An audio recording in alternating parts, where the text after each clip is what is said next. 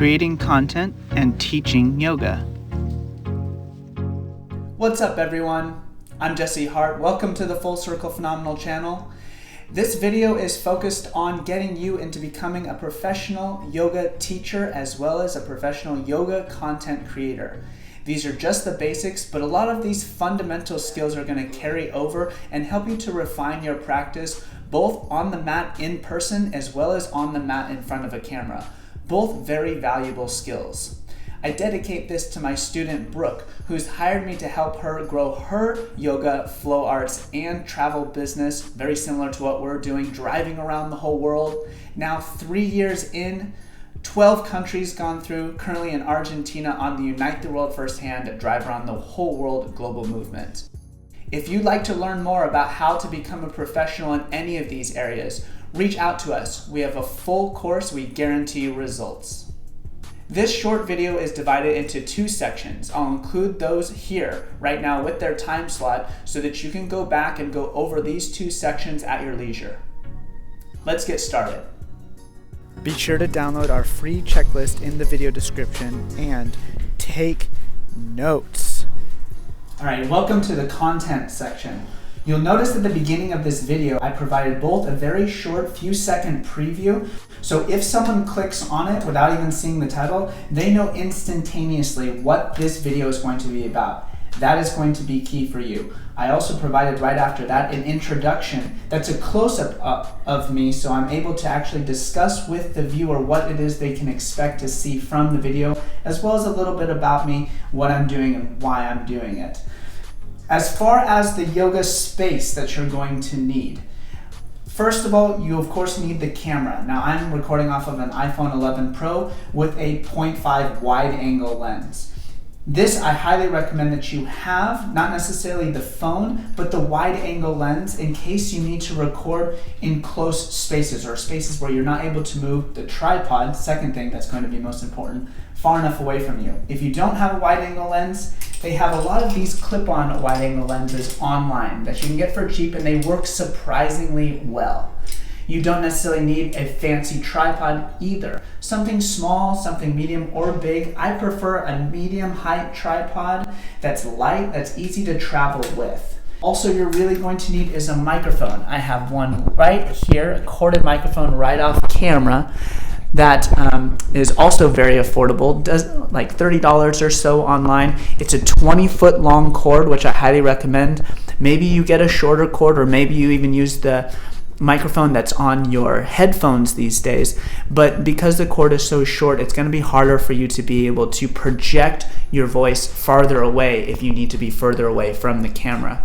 So I have the microphone up close here right off screen that I can pretty easily project my voice into, and you can still hear me plenty good. Besides that, of course, you're going to need a yoga mat. The most important part of the screen is going to be from your yoga mat all the way up to your head. Now, granted that, you also want to do a test before you start recording the actual yoga class, which I already did just before recording this, to make sure that your body, the way in which you're going to be doing all the different poses in whatever sort of style yoga you're going to be teaching today is in. In particular, making sure that you reach to the outsides, speak into the camera, doing the mic check, record it for about 30 seconds or so, go and review it.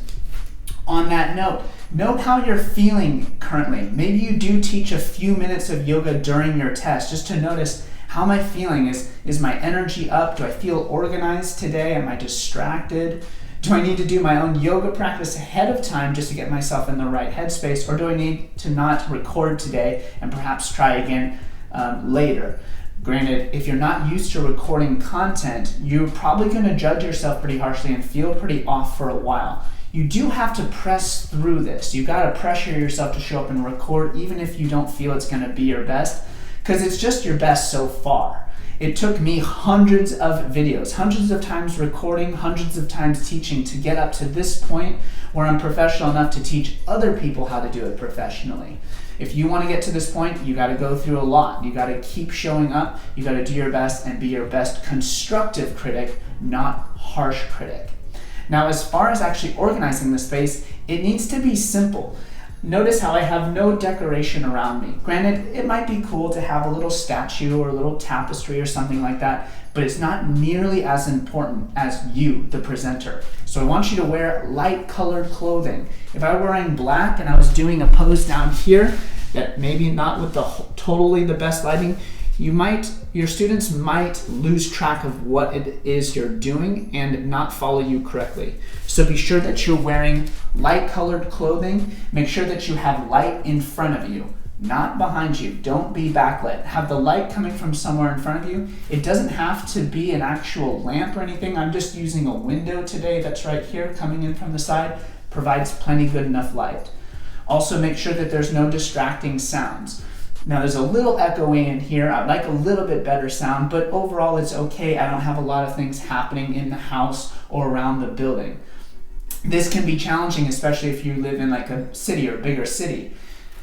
Granted, if you're really dedicated to creating good content, you're going to want to wait or find quiet spaces. If you can't find a quiet space, typically late at night or best first thing in the morning before anybody gets up. First light. I know it's tough to do, but you're gonna be really grateful that you do it. I've tried to record so much content at midday or when there's gonna be traffic or people moving around, and it's so frustrating to take a really good take and then have it interrupted and have to go into editing and make sure that you find that interruption and delete it out. You'll save a lot of time in the long run if you make sure that the space is complete before you start recording, the sound, everything. Notice how I have space all around me. So not only does my whole body fit into the frame, I have a little bit of space here on the bottom of the screen in front of me where the mat isn't, and also space above me. This is just to assure myself that if you're not running off of the similar equipment to me, or maybe you still have a curved screen, that there's bleed space so that I am still going to be visible. I can guarantee that I'm still going to be on screen with the yoga mat because I've allowed for a little bit of extra space on every side. Also, I have the grid lines, this tic-tac-toe shaped grid line form on my camera that I was able to check ahead of time to make sure that my mat and all of the spaces and lines are flush with the screen shape itself. This is going to be really key too. You don't want to record at strange diagonals or too high, too low, things like that, too close, too far. You want to make sure that all of these things are covered so that your student has a really easy time focusing on you and what you have to present rather than distractions on the screen or things that make it confusing for them. You really got to spell things out for people. These are new students. Typically, the majority of people that you work with or start working with are going to be brand new, and they have very little context as to how to practice. So the more distractions, small distractions that you have in your practice or on your content, the less they're going to be able to learn. That being said, there's a lot in this content. I'm not going to expect you to get it all. So if you need to, rewind back or come back to this on a later date. I recommend reviewing it minimum 3 times in order to really get it. And if you really want to get it quicker than that, take notes, quick notes, stuff that was really notable to you, and read back to it right before you start to do your content or right before you start to do your lesson. Now on to the yoga lesson. Now, if you're meeting with someone in person or during live sessions online, I always first start with recommending that my teachers ask their students of their yoga experience, as well as do they even know what the word yoga means. The yoga that I teach, I call true yoga, as it combines the ancient yogic practices from India with modern day lifestyles. A lot of yoga classes I don't really consider to be actual yoga. Of course, it is all actual yoga, as you might find, because everything that is a practice of the physical, mental, and emotional awareness is. But a lot of yoga practice are really just Pilates with an emphasis on yoga poses, not necessarily focusing on what's actually going on, which is union, what the word yoga means, of mind, body, and spirit, or breath. Connecting the breath or the life force energy prana in with the body and the mind, all working together in harmony. That's what it's all about here. So what we do always to start our yoga practice is make sure our students, our own and our students, spinal column, our central nervous channel, and is loose, opening, and flowing. Why? Because it connects the head with the heart, or the feelers, with the rest of the body. And if there's something stuck in here often enough, if we can remove that blockage ahead of time, then if something else is troubling the student, something physical, mental, or emotional, they'll be able to either release it or become aware of it so that they don't have an injury during your yoga class. The most important thing, of course, right, whether yoga class is not making advanced yogis, it's making sure people have a safe space to work out their physical, mental, and emotional self in. So we start with the yoga spinal warm-up. Now there's 3 ways in which the spine opens most easily. Those are arching forwards, arching back, arching side to side, and around and around. And there's more of some masculine and feminine traits to the ability to warm these up. Feminine traits being a little bit more soft, more nurturing, flowy, easy, creative, less structured. Masculine is going to be a little bit more pressure, a little bit more structure, making sure they get into better shape. So let's cover all those right now.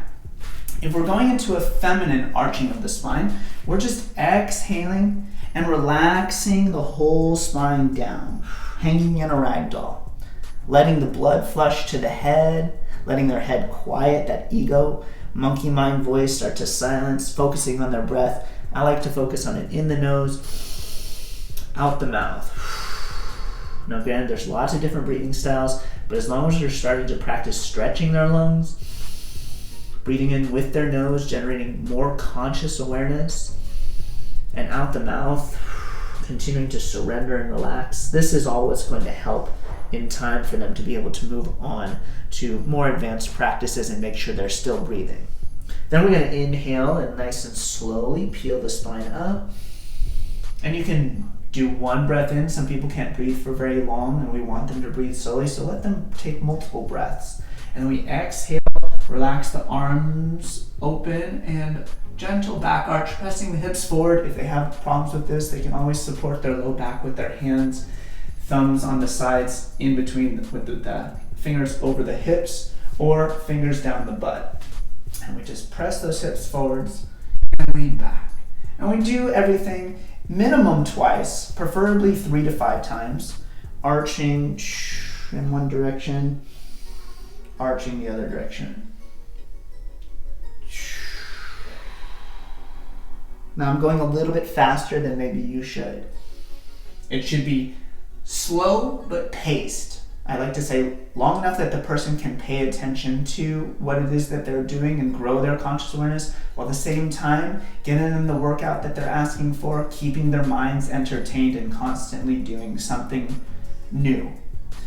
The masculine style of the arch, I like to, if it's a standing position, we can do all of these seated or lying down, by the way, is bringing the hands down to the knees and inhale, pulling the shoulders back, chest forward, chin up, maybe even arching that tailbone even more than it already is, and then exhaling, shoulders to ears, chin to chest, press the center of the back behind you and hook the pelvis, the tailbone under.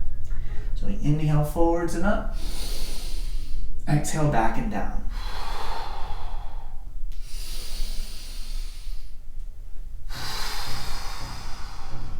2 to 5 times, and then we relax and inhale, come back up. Coming into a more feminine side arch, we relax one arm down and inhale the opposite arm up. Relax that shoulder down so we're not agitating the shoulder at all, and then exhale and slide this bottom hand down as we arch over. Making sure that the spine stays straight, we inhale and open up the shoulder and chest a little bit. Maybe they can look up, maybe that's comfortable in the neck. And we exhale, relax, and slide down, opening up a little bit more. Going to the right limit. There's a soft, medium, and medium hard limit. Or I can feel it, that's a soft limit. It's a little uncomfortable now, that's the medium limit. And okay, this is plenty uncomfortable now, medium hard limit. When we begin to explore our hard limit, that's at the point where you have to be really careful because you might accidentally injure yourself. If you're breathing though, the chances are pretty low. But nonetheless, we're working on establishing a good relationship with pressure, with stress, with manual tension, so best to not push it too far. Let's hold for 2 more breaths.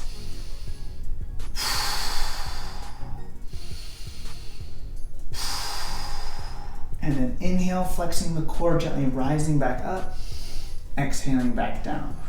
Always moving with typically that inhale in the upward motion or in one motion, and then exhale in the downward motion or the opposite motion. Let's go to the other side. Sliding the hand down, inhaling the other arm up, filling up the lungs, softening the shoulder, exhale, arch. Inhale, open up the chest, pull up back the shoulder, look up. Exhale, further over, further down. Finding that right pressure limit for us today. And then holding for 2 breaths.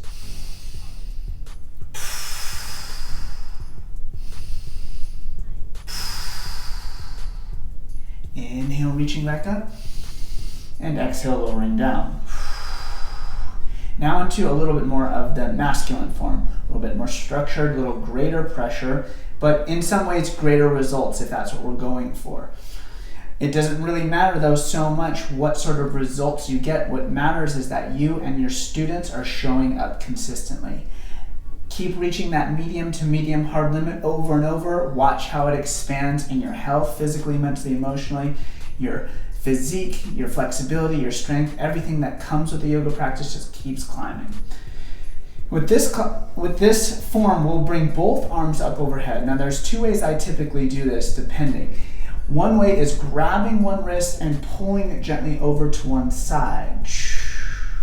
But the other way is interlacing the fingers, pointing the index and thumb up and reaching both arms, hugging the sides of the head right next to the ears.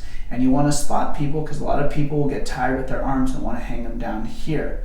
Reach them up nice and long, pelvis tucked under and forwards, navel and up, chest up, crown up, full breath in. And then we exhale, slowly arch down to the left. Granted, I'm actually arching over to the right, by the way, but I know because you're mirrored watching the video that if you're practicing along with me, this is your left. So another thing you're going to have to get used to, whether you're creating content or just teaching a yoga class in person or over screen, just over a live video chat. We're going to inhale, open up the chest and shoulder, keeping that spine straight. Exhale, further over, further down. This one's more intense, so we just hold for another couple breaths. Or even just 1 breath. It always depends. Inhale, reach the arms up. Exhale, over and down. Inhale, open up the chest and shoulder. Exhale, further over, further down. Now, as you're teaching, as your students are practicing, you're not always going to reach this same limit every time. It's going to kind of wax and wane, and I don't know if that has to do with the day or what we ate or the season or the stars. Who knows exactly? What matters though is we keep showing up to find that limit, invest in pressure as pleasure. We will keep progressing. Let's hold here for 2 more breaths.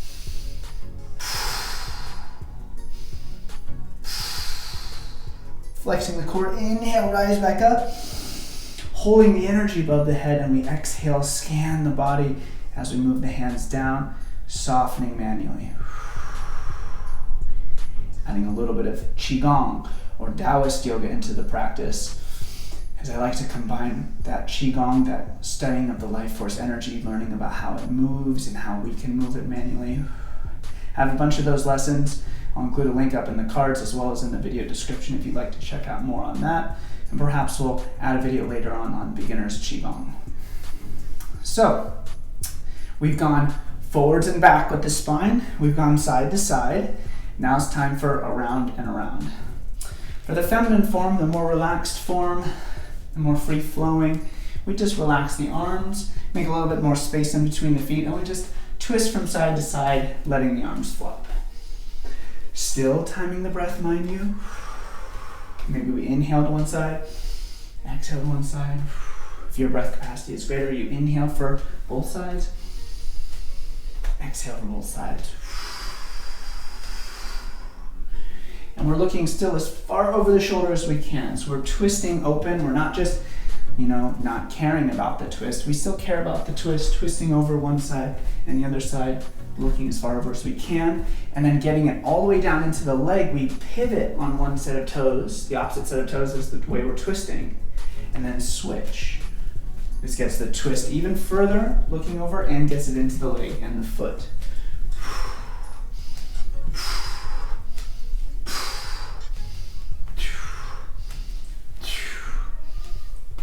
And then pivoting on the heel, twisting the same side as what heel we're bringing up, or rather, what side we're pivoting the heel up. Heel's not coming up. Still looking over those shoulders.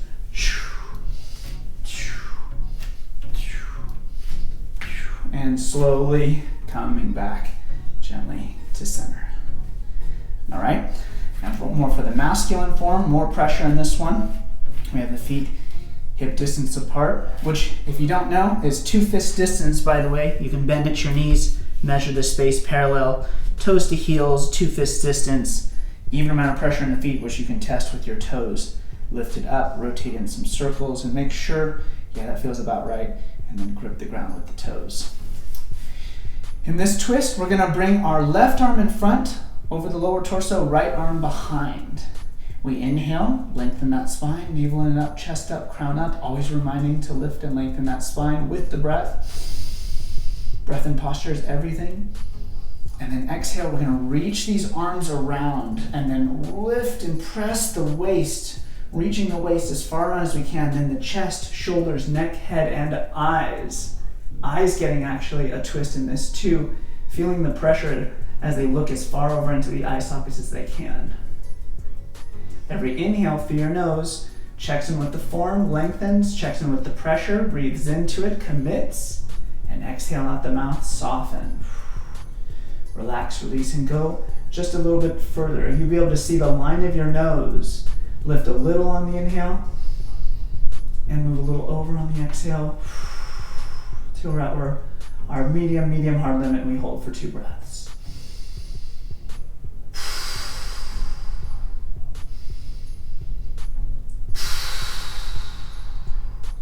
Inhale, slowly untwist. Always moving consciously and with our breath. Switching sides, right arm in front, left arm behind. Exhale, reaching over, long spine, belly, chest, neck, head, and eyes.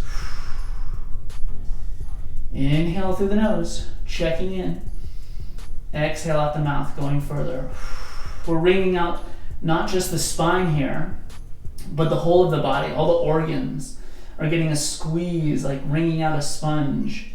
Releasing out the old blood, anything stuck in those organs and those tissues. And we're replacing it with fresh, clean, oxygenated blood. Let's go to our medium hard limit, feeling that pressure, but it's still not dangerous, and holding for 2 breaths.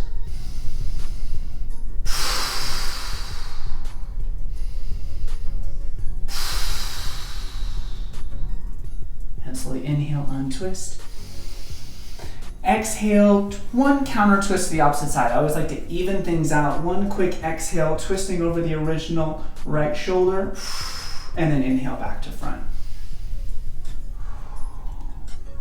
At this point, you're ready to move on to the other yoga practice that you would like to specialize in, and it can go in a myriad of different ways. Of course, though, first we always bring our hands to heart center. Close the eyes or keep them open, but maintain an internal observation and just notice how you feel. How are you feeling physically as well as emotionally? How's the mind doing? Just getting in touch with that observer mind.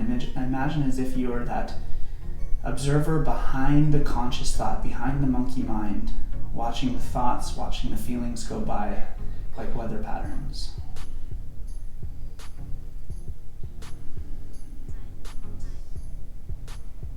If you enjoyed this video, please give it a like, share it with friends, help this channel to grow. You can sponsor another yoga video if there's something that you would like me to cover more specifically or further on into the practice. You can also check out more yoga videos by clicking this card. Be sure to reach out to me for private lessons, subscribe to this channel, check out more yoga videos here, and our journey driving around the world teaching and performing here. The light in me honors the light in you. Or in a word, namaste.